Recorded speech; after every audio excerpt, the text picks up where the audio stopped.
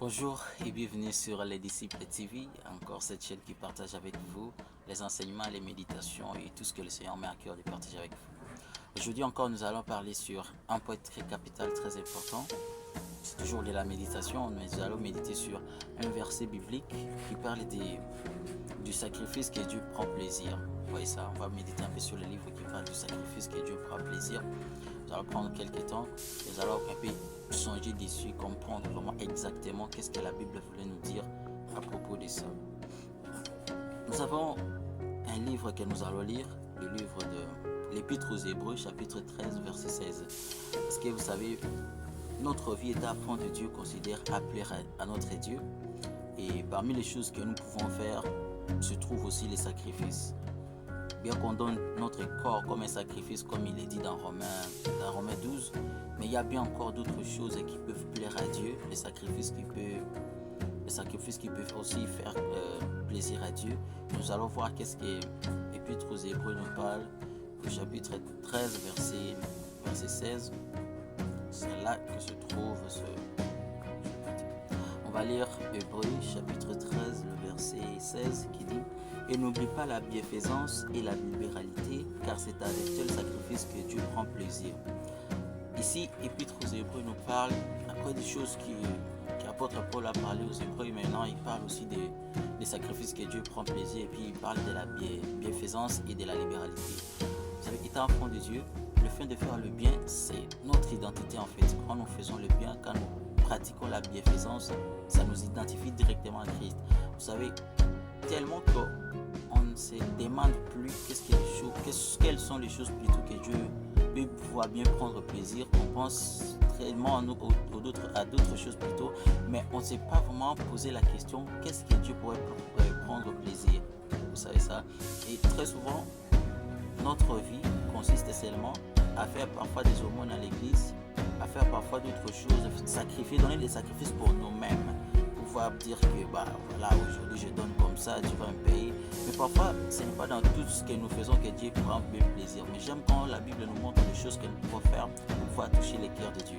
Et parmi ces choses, l'apôtre Paul parle aux Hébreux que non, en faisant le bien et en exerçant la libéralité, vous allez vous toucher les cœurs de Dieu en fait. Ce qui est très important et ce qui importe beaucoup pour nous. Vous savez, un jour comme ça, on était challengé à l'église. Il y avait un enseignement comme ça, et puis du coup le pasteur a dit: qui sent qu'il a le don de la libéralité en lui? Et bien on a soulevé le don, on était nombreux, et du coup le pasteur a dit: vous allez prendre quelque chose, l'argent qui est dans votre poche, vous allez donner, ne prenez pas l'offrande. Je vous assure, ce jour-là c'était merveilleux.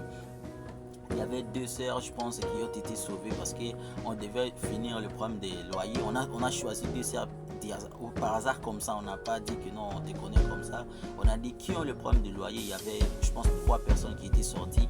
Et puis le pasteur a dit: comme vous avez soulevé le doigt, que vous avez les dons de la libéralité, vous allez donner un montant, vous allez donner quelque chose, mais vous ne touchez pas l'argent de l'offrande. Je vous assure, ce jour-là, moi aussi, j'avais soulevé les doigts. Heureusement que j'avais un petit montant là que j'avais réservé, et puis j'avais exercé ça. Et voir la bonté, comment ça fait du bien quand vous répondez aux besoins de quelqu'un. Et je suis sûr que nos frères et sœurs qui ont reçu les dons ces jours-là, en rentrant chez eux, ils étaient très contents en fait. Ils étaient exaucés. Parfois, ils faisaient des prières, ils se demandaient comment ils allaient s'en sortir avec le problème des loyers. Mais ce jour-là, il y avait des frères qui ont été touchés. Donc, Dieu a posé un don de libéralité en eux, les ont aidés. Maintenant, ils étaient partis avec joie. Vous voyez ça? Donc, la libéralité, quand vous avez cette attitude de pouvoir donner quelque chose, aider aux gens, donner volontairement. C'est-à-dire que pour donner, vous n'avez pas comme du regret. Quand vous donnez, vous avez de la joie, parce qu'il y a un verset biblique qui dit: il y a plus de bonheur à donner qu'à recevoir. Quand vous exercez la libéralité, sachez-le bien que vous serez payé au bon moment, que Dieu touche, et Dieu est touché par votre geste, et il va vous payer.